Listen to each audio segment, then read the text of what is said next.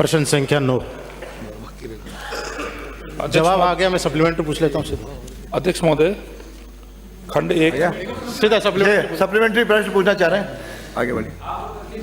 जो भवन बहुत पुराने हो चुके हैं और जहाँ एनएम कार्य नहीं कर रही है क्योंकि वो क्षतिग्रस्त हैं, दूसरे स्थान पर वो काम कर रही है उस वजह से, परंतु उन भवनों का भी जर्जर घोषित नहीं किया है, इनकी संख्या दोनों तहसीलों में कितनी है और इनको कब तक जर्जर घोषित कर नए भवन सरकार बनेगाने का विचार रखती है?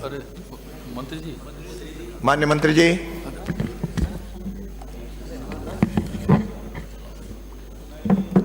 खंड 1 ब्लॉक बीदासर में जवाब तो आ गया, मैंने सप्लीमेंट्री पूछा। पूरक प्रश्न का उत्तर दीजिए। प्रश्न मान लिया, पढ़ा हुआ। क्या चीज? इन्होंने मान्य अरे शांत रहिए, शांत रहिए, शांत रहिए। एक बार दोबारा दोबारा बोल दीजिए। जो भवन बहुत पुराने हो चुके हैं और जहाँ एनएम कार्य नहीं कर रहे क्योंकि वो क्षतिग्रस्त भवन है, परंतु इन भवनों को अभी तक आपने जर्जर घोषित नहीं किया है, दोनों तहसीलों में इनकी संख्या कितनी है और इनको कब तक जर्जर घोषित कर यहाँ नए भवन बनाने का सरकार विचार रखती है? माननीय अध्यक्ष महोदय, सबसे पहली जो भी जर्जर भवन है वो पीडब्ल्यूडी सर्वे आइडेंटिफाई करती है, उसका सर्टिफिकेशन करती है और उसके बाद जो है जर्जर हालत में जब भवन होता है तो उसको गिरा के और नया भवन बना दिया जाता है। इसके अंदर जो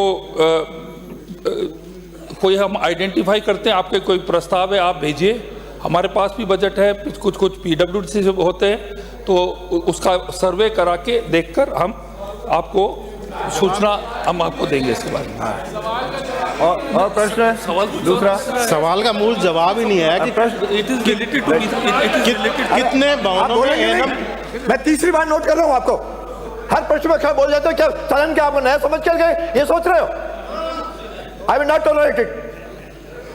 सिंपल सा सवाल है कि कितने भवनों में एनएम काम नहीं करे क्योंकि वो क्षतिग्रस्त हो गए बरसात की वजह से या बहुत पुराने की वजह से के, पर विभाग ने अभी लिखा नहीं है पीडब्ल्यूडी का या कहीं भी, वो तब तक लिखे नहीं कि नहीं पीडब्ल्यूडी जर्जर घोषित नहीं करेगी। दोनों तहसीलों में कितने भवन है ये और कब तक इनको जर्जर घोषित करके? और अध्यक्ष महोदय, मूल प्रश्न जो है वो नांगली जी का उन्होंने पूछा, उसका मेरे पास जवाब है। अब आप कह रहे हैं कि फलानी जगह आपको मैंने नियम बता दिए। नियम क्या है? सुजानगढ़ और बीदासर दो तहसीलों की बात है, दो तहसीलों की बात करें, उसकी जांच करा लेंगे। मेरे पास आपका प्रपोजल आप भेज दीजिए, उसकी जांच श्रीमती इंदिरा जर्जर हालत में तो करेंगे। ठीक है, बैठिए मंत्री जी। प्रश्न संख्या 10। माननीय मंत्री जी। कौन सा मंत्री है? सूचना प्रौद्योगिकी। अरे हो रहा मुझे मेरे पास जवाब आ गया। शिविर कुमार, कोई बात नहीं, मैं आई विल नेम यू। जवाब मेरे पास आ गया। मेरा काम आप नहीं करेंगे, मेरा काम मैं करूंगा, मेरा काम मुझे आता मैं करूंगा। आप बैठिए। अध्यक्ष महोदय, जवाब आ गया, मैं रिप्लाई क्वेश्चन पूछ सकती हूं। का उत्तर आने दे। आप सोचते हैं डॉक्टर सर जी, आप माननीय सदस्य हैं, आप हमारे सम्मानीय हैं, आप राजो, आप राजे। अब उनको कहें माननीय मंत्री जी, सदन का मजाक बना रहे। आप बैठिए। अरे उत्तर रहने दीजिए, आप बैठिए। उत्तर, अरे उत्तर दे रहे, मेरा काम है, मेरा काम आप नहीं करेंगे। अरे मेरा काम मैं करूंगा उनको, आप बैठिए। मैं कह रहा हूँ कि आप बैठिए। आई विल नेम यू, मैं आपका नेम लूंगा। I will name you. क्या आज मुझे मजबूरन करना कीजिए, एक तो मुझे बाहर नहीं भेजना पड़े। जवाब मेरे पास आ गया है। अरे ये मेरा जवाब मेरे पास आ गया है। उत्तर आने दे। इसी बात पे मैं सुनूंगा। एक व्यवस्था का तमाशा बनाया 3-4 लोगों ने। आज जिस प्रकार से सदन में मंत्री जवाब नहीं दे पा रहे हैं, मंत्रियों को तैयारी नहीं है, मंत्रियों को ये नहीं पता कि मेरा क्वेश्चन भूल गया है, ये इससे बड़ी बात क्या हो सकती है? इसका जवाब की तैयारी करके आए। बैठिए। अरे उत्तर आ रहा है, बैठिए। उत्तर आ रहा है, अरे उत्तर आ रहा है, उत्तर। स्पीकर महोदय, बिंदु संख्या 1 पे उसका जवाब है जी हाँ, ये सही है। अध्यक्ष महोदय, मेरे पास जवाब आ गया है और मैं सीधा, क्योंकि समय नहीं है इस वजह से मैं रिप्लाई क्वेश्चन पूछ सकती हूँ। इनके पूरक प्रश्न पूछेंगे। नहीं, इन्होंने उत्तर आ गया, मान लिया। आप पूरा प्रश्न पूछें। जो मैंने पूछा उसका जवाब आ गया है। 24 लाख और 56,000 महिलाओं को फोन वितरण कर चुके हैं। 1 करोड़ का लक्ष्य था और दोबारा से इसमें संशोधन करके 40 लाख महिलाओं को देने का लक्ष्य रखा गया था। उसमें से 24 लाख और 56,000 को मिल चुका है।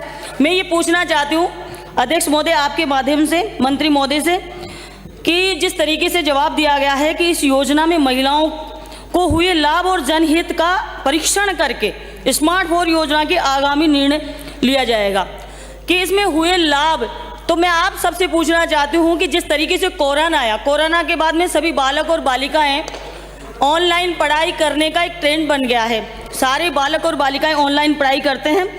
तो मैं आपसे पूछना चाहती हूँ सदन के अंदर जितने भी लोग हैं, चाहे पक्ष के हो विपक्ष के हो, सबके बालक ऑनलाइन पढ़ाई करते हैं। क्या गरीब लोगों की बालिकाएं ऑनलाइन पढ़ाई करने की हकदार नहीं है? क्या परीक्षण करेंगे?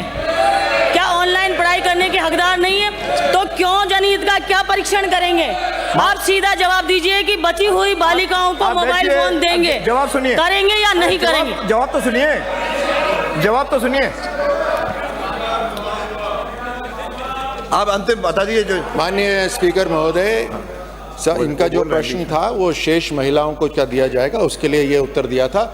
हमारी सरकार की और केंद्र सरकार की भी और राज्य सरकार की भी अनेकों योजनाएं हैं जिसमें डिजिटल हमने पूरा भारत डिजिटाइज करा है, घर घर तक गांव-गांव तक फाइबर ऑप्टिक गया है। तो ये जो प्रश्न जो पूछा है कि क्या हम ये स्वीकार करते हैं? प्रश्नकाल समाप्त। बिल्कुल, हम हर तरह से प्रश्नकाल समाप्त। पूरे हिंदुस्तान के अंदर प्रश्नकाल डिजिटल समाप्त। शिक्षा पहुंचाने की हर प्रश्नकाल समाप्त हो गया। प्रश्नकाल समाप्त।